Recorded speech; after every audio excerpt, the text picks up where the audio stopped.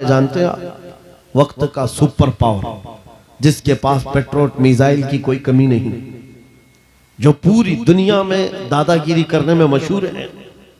America से लेकर Europe और न जाने कितने ममालिक एक साथ खड़े हैं। क्या कभी आप ये नहीं सोचते, हमारी आंखें तो बहती हैं, दर्द तो होता है, तकलीफ तो होती है, लेकिन प्राउड फील भी होता है कि इतने सारे कुत्ते अगर भौंक रहे हैं तो एक छोटे से इलाके के लिए महीने भर 40 दिन से जंग करके तबाह कर डाला, बम बारूद से पूरे शहर को राख कर डाला। लेकिन मेरे अजीजों, मेरी इस गुफ्तगू को याद रखना, चंद दिन आएंगे फिर देखना आप उन्हीं गज्जा के बच्चों के हाथों में परचम इस्लाम लहराता हुआ देखेंगे, और उन जालिमों के आंखों से आंखें मिलाकर बात करने वाले जवानों को पूरी दुनिया आलोचना कर रही है, तनकीद कर रही है, ये बच्चों के कातिल हैं। एक नुक्ते की बात अर्ज कर रहा हूं, हॉस्पिटल पर बम गिरा देते हैं। आपको पता है फिलिस्तीन में अभी तकरीबन 8000 बच्चे मारे गए, जिनकी उम्र 6 महीने, साल भर, 2 साल, 4 साल, 5 साल। बच्चों को कोई भी निजाम से ताल्लुक रखने वाला हो रहम की नजर से देखता, किसी भी धर्म वाला हो, लेकिन ये जालिम क्यों बच्चों को मार रहे हैं पता है? वजह सिर्फ ये है, वो खौफ सता रहा है जो इकबाल ने 100 साल पहले कहा था, सुना है कुदसियों से मैंने कि वो शेर फिर होशियार होगा। इकबाल ने कहा था, सुना है कुदसियों से मैंने कि वो शेर फिर होशियार होगा।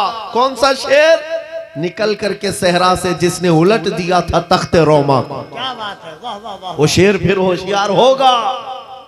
ये इजराइली वही काम कर रहे हैं जो इनके बाप दादा फिरौनी ताकत किया करते थे। फिरौन को नजूमियों ने बताया था कि एक बच्चा पैदा होगा जो तेरी सल्तनत को हिलाक कर देगा, और इस खौफ से उसने 1 साल के अंदर 12,000 बच्चों को कत्ल कर डाला था।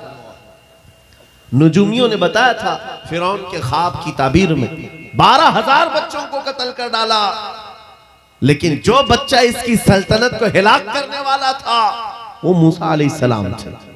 पैदा भी हुए और फिरौन के घर में ही अल्लाह ने उनको पाला।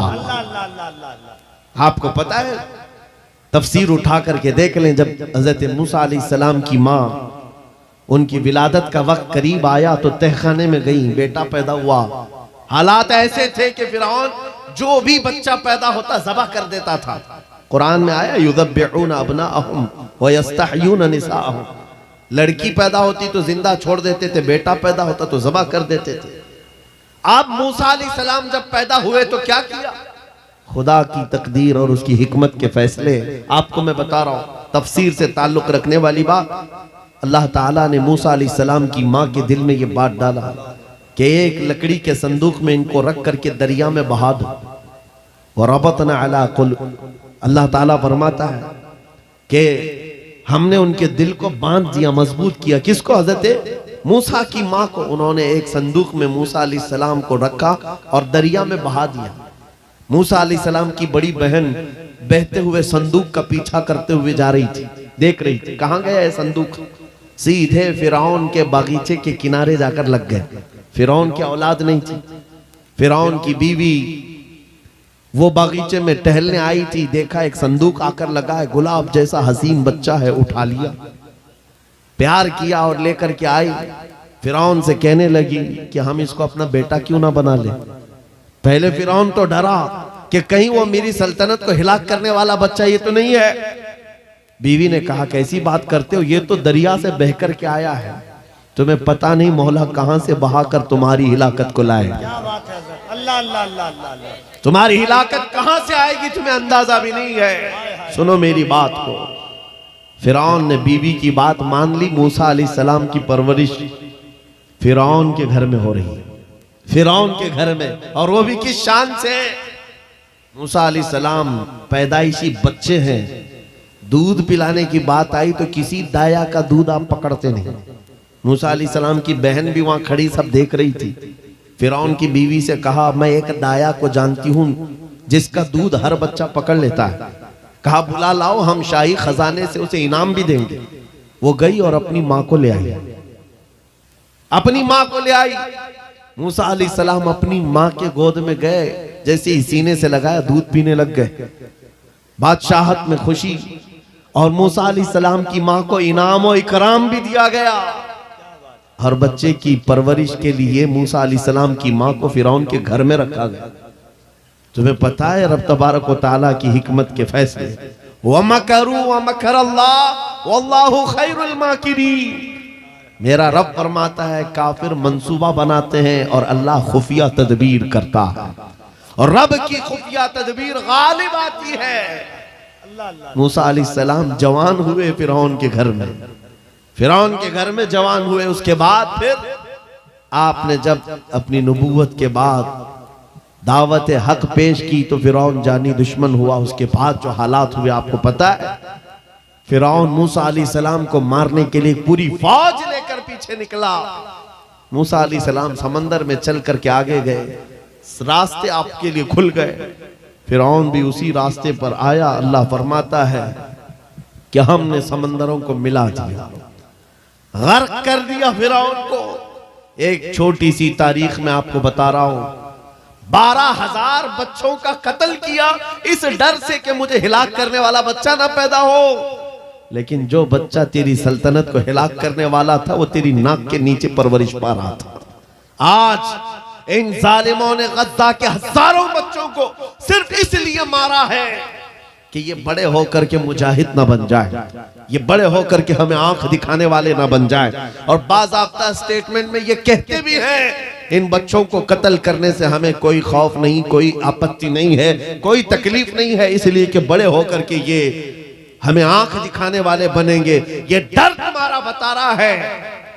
कई हजार बच्चों को भी तुम कत्ल कर लो, लेकिन तुम अल्लाह की उस हिकमत से गाफिल हो। जालिमो, वो अनकरीब पैदा होगा जिसको दुनिया सलाहुद्दीन कहती है, वो अनकरीब होगा।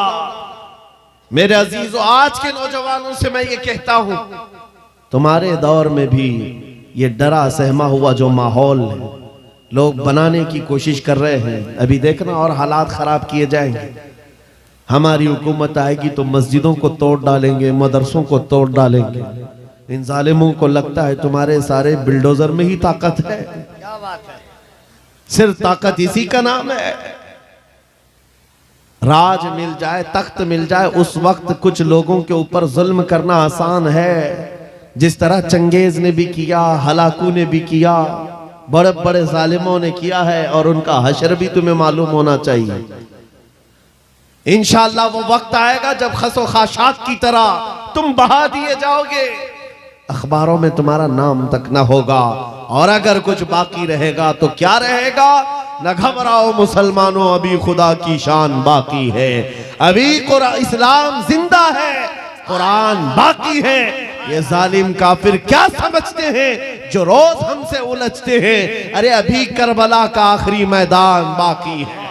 नारे तकबीर, नारे रिसालत, मुहाफिज़े नामूसे रिसालत, मसलके आला हजरत। नौजवानों, इस यकीन के साथ और ईमान के साथ अपनी जिंदगी को आगे बढ़ाओ। खुदारा मैं तुमसे कहता हूं, अगले दिनों के बाद जब तुम्हारे इम्तिहान का वक्त आएगा, हर उस्ताद अपने बच्चे को इम्तिहान की तैयारी करा रहा होता है। बेटा सवालात ऐसे आएंगे, टाइम इतना होगा, स्क्वाड भी होंगे, चेक करने वाले एग्जाम हॉल में बार बार आएंगे, तुम्हें देखेंगे। उस वक्त तुम खौफ से अपने हाथ में कपकपी नहीं पैदा करना, दिल को जमाना और अपना इम्तिहान मुकम्मल करना। यह हर उस्ताद अपने बच्चों को तरकीन करता रहता है। अजीज़ान गिरामी वक़ार, इस मिंबर नूर से मैं आपको इस बात की तलकीन करके जाता हूं, इम्तिहान की घड़ी अनकरीब आने वाली है, आपके साथ भी। और जो इम्तिहान तुम्हारा होगा वो इस्तिकामत का इम्तिहान होगा, तुम्हारे ईमान पर जमे रहने का, तुम्हारे डटे रहने का इम्तिहान होगा। देखना बहुत सारे पार्टी बदल लेंगे, बहुत सारे मसलहतों के पर्दों में छुप जाएंगे, बहुत सारे लोग किसी की धोती में पना ले रहे होंगे, कोई किसी की साड़ी में पना ले रहा होगा, लेकिन जो आशिक़ मुस्तफा है वो बढ़ चढ़ करके ये ऐलान कर रहा होगा अपना सब कुछ गुंबद खजरा कल भी था और मेरे नबी से मेरा रिश्ता कल भी था और बस इस बात के साथ तुम्हें जमे रहना है, यकीन के साथ, एतमाद के साथ। अज़ीज़ान गिराम वक़ार, कौन सी ऐसी ताकत है, कौन सी ऐसी कुव्वत है जिसने इस्लाम को खत्म किया या खत्म करने की ताकत रखती है? अल्लाह करीम जल्ल शानुहु खुद कुरान पाक में फरमाता है, युरीदूना लियुत्फिउ नूरल्लाहि बिअफ़वाहिहिम व यअबल्लाहु इल्ला अन युतिम्मा नूरहु। अल्लाह फरमाता है ये जालिम अपने मुंह के फूंकों से इस्लाम के चिराग को बुझाना चाहते हैं और अल्लाह तबारक व तआला इस चिराग को मुकम्मल करके रहेगा। दीन इस्लाम, अभी आप सुन रहे थे, इस्लाम था, इस्लाम है, इसके साथ कुछ नहीं होना है, आपका इम्तिहान होना है। हमारे मरने के बाद अल्लाह ताला इस दीन की हिफाजत के लिए औरों को पैदा करेगा।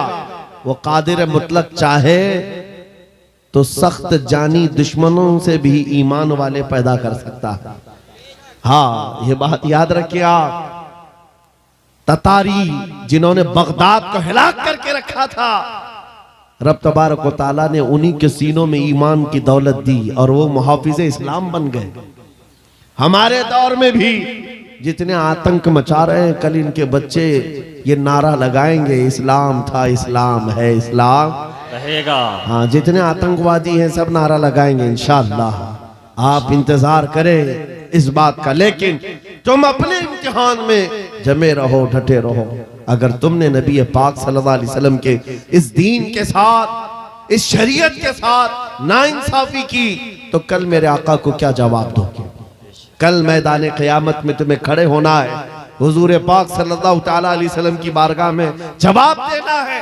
अगर मेरे आका ने पूछ लिया कि जिस वक्त मेरी शरीयत पर हमले हो रहे थे, जिस वक्त मेरे दीन को कुत्ते नोचने की कोशिश कर रहे थे, ऐ नौजवान बता तू मेरी सुन्नतों के साथ कितना अमल कर रहा था? तुम क्या जवाब दोगे? आका, मैं आपकी दाढ़ियां निकाल करके गटर नालियों में फेंकता था, मैं यहूदियों और ईसाइयों के तरीकों पर चलता था। क्या तुम नबी पाक को यह जवाब दोगे? आका, रात भर मैं गाने सुन करके सोता था, सुबह फजर की नमाज कज़ा करता था, ये जवाब दोगे? क्या जवाब दोगे?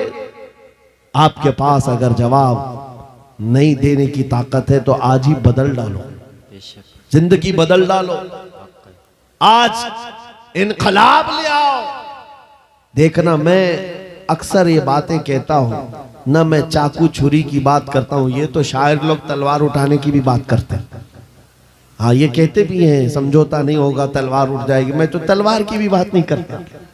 अरे प्लास्टिक का ब्लेड भी रख लो तो कल को हमको आतंकवादी घोषित कर दे। बम, बारूद, बंदूक, किसी चीज की बात नहीं करता, सिर्फ इतनी बात करता हूं, नबी पाक के इश्क में मलबूस होकर तुम सिर्फ रास्तों में चलते फिरते रहोगे, तुम्हारी चलत फिरत से कई कीड़े यूं ही मर जाएंगे। हक है, वाह वाह, बहुत खूब। हुजूर पाक की सुन्नतों में वो दम है, वो असर है, तुम्हारी चलत फिरत से कई कीड़े फना हो जाए। बात सिर्फ इतनी है, दीवार क्या गिरी मेरे खस्ता मकान की, लोगों ने आने जाने का रास्ता बना लिया। होता यही है, कोई पुराना घर गिर जाए ना, लोग इधर से उधर आने का रास्ता बना लेते हैं। आज हमारी जमात के अंदर इंतशार हुआ, नौजवानों में आवारगी आ गई तो हर कुत्ता हमको ही टारगेट करने लग गया, हर कुत्ता हमें ही भौंकने लग गया। मेरे अजीजों, शिद्दत से आज उस सलाहुद्दीन अय्यूबी की बात याद आती है। क्या आपको पता है, उनका दौर ऐसा है कि यहूदी माएँ, ईसाई माएँ अपने बच्चों को थपकियां देकर सुलाती थी, कहती बेटा सो जा नहीं तो सलाहुद्दीन आ जाएगा। हालांकि जुल्म से कोई तख्त नहीं बिछाया था, सुन्नते मुस्तफा का रौब ऐसा कायम था, हुजूर के इश्क का रौब कायम था, जिसकी वजह से पूरी दुनिया में उनकी तूती बोलती थी। आज करोड़ों की तादाद में है, करोड़ों की तादाद में जालिम हमें आंख दिखा रहे हैं। हमारे बच्चों का कत्ले आम, हमारी औरतों की इज्जतें नीलाम, हमारी गर्दनों पर राज, और बगैर किसी खौफ के शायर इस्लाम पर भौंकना आज की आदत सी बन गई। नौजवानों, तुम्हारे अंदर अगर ज़मीर बेदार है, गैरत मौजूद है, तो अपने आप को बदल डालो। जवाब देने का एक वक्त आएगा, इंशाअल्लाह वक्त आएगा जवाब देने का। लेकिन पहले मैं आपसे सिर्फ इतनी इल्तिमास करता हूं कि अपने आप को बदल लो।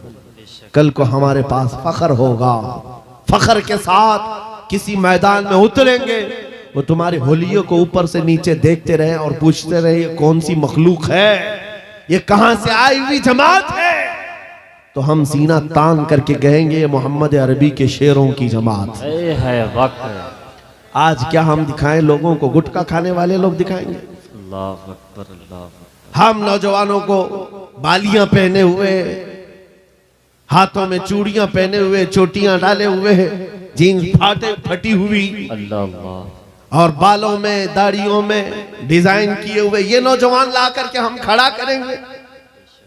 मेरे अजीजों, दुनिया के ऊपर अगर हैबत तारी होती है तो सिर्फ आशिकाने मुस्तफा से होती, हुजूर के गुलामों से होती है। आज से 3 साल पहले पैरों से माजूर एक खादिम हुसैन ललकारता था, है हक है। वाह व्हील चेयर पर बैठ करके ललकारता था। अरे सफेद दाढ़ी हो चुकी, उम्र काफी है, सफेद दाढ़ी, पैरों में माजूरी, लेकिन पूरी दुनिया में ऐसी हैबत तारी कि यूरोप की जमीन भी हिलती नजर आए। हॉलैंड की पार्लियामेंट में बाज़ाब्ता उनको लेकर कहा जाए ये आदमी मोस्ट डेंजरस है, बहुत ज्यादा डेंजर है। हम सोचते हैं ये तो पैरों से माजूर सफेद दाढ़ी वाला व्हील चेयर पर बैठा हुआ तुम्हारे लिए कैसे डेंजर हो गया? तुम्हारे पास तो बहुत बड़े बड़े मिसाइल, एटम बम है, सब कुछ है। पता ये चला कि रब तबारक व तआला जो हैबत डालता है वो आशिक मुस्तफा की हैबत डालता है। हक है। नबी पाक की सुन्नतों पर आमिल। या रसूल अल्लाह, या रसूल अल्लाह।